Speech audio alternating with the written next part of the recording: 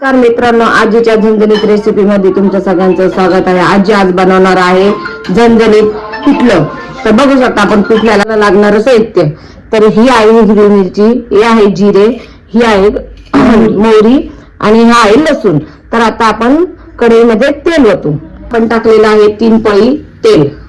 आता तेल टाकलेलं आहे, त्याच्यात टाकू आपण आता अगोदर तर जिरे मोहरी टाकू। आता टाकला आहे आपण जिरे मोहरी, बघू शकता।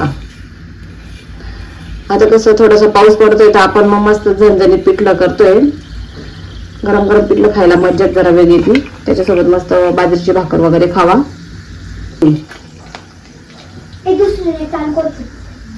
पण लसूण चांगलं फ्राय होऊन देणार आहे।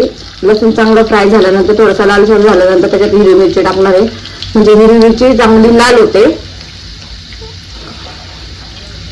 तेलाला चांगली अशी उकळी फुटलेली। आता आजी टाकणार आहे त्याच्यात हिरवी मिरची।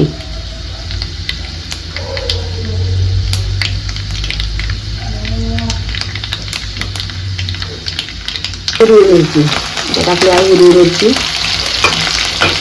चांगली परतून घ्यायची आहे। वाटीमध्ये डाळीचं पीठ, आता त्याच्यात आपण हळद टाकणार आहे। आता हळद टाकली आपण, त्याला चांगलं एकजीव करून घेऊ, म्हणजे कसं ते कढईत टाकल्यानंतर फुटत नाही। आता त्याच्यात टाकलेलं आहे आपण मीठ, हे आहे मीठ।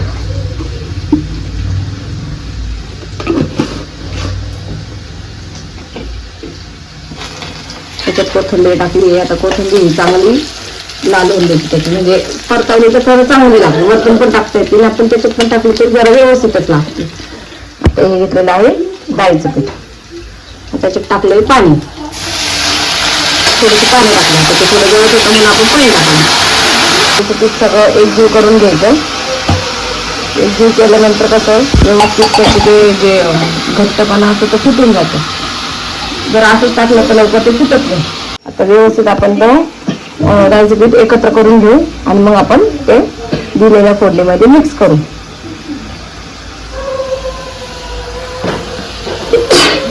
बघू शकता आपण टाकलं आहे त्याच्यात, हे सुकं पिठलं आहे। आता ते पूर्ण एकत्र करून त्याला थोडंसं मस्त सुक्कं लेप दिवाने मस्त सुक्कं पिठलं आहे। पूर्ण पिठलं झाल्यानंतर मी तुम्हाला दाखवते कसं झालंय पिठलं। सगळं चांगलं हलवून घेऊ।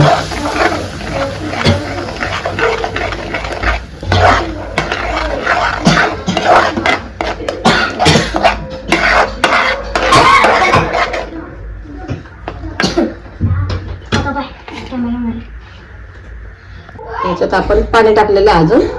आता हे चांगल्या प्रकारे शिजायला लागलं तर तेव्हा आपण कढईला त्याचा असं एक मस्त गोल असं लेप देऊन घेऊ, म्हणजे त्याच्या ना अशा फोडी फोडी निघतात नाही का।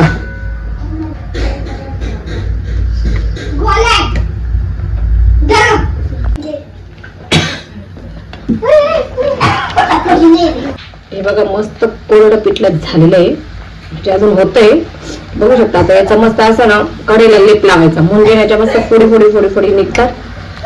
खायला खूप सुंदर लागतं। तुम्ही पोळी सोबत खा किंवा बाजरीच्या भाकरी सोबत खा, कोणत्याही भाकरी सोबत खा, पण खूप छान लागतं झणझणीत।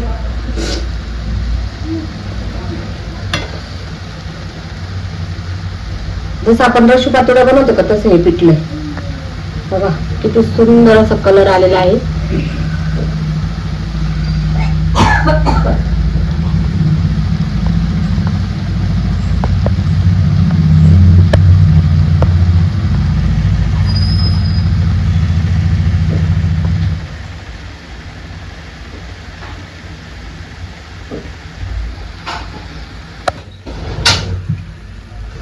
हे झाले आपलं पिठलं।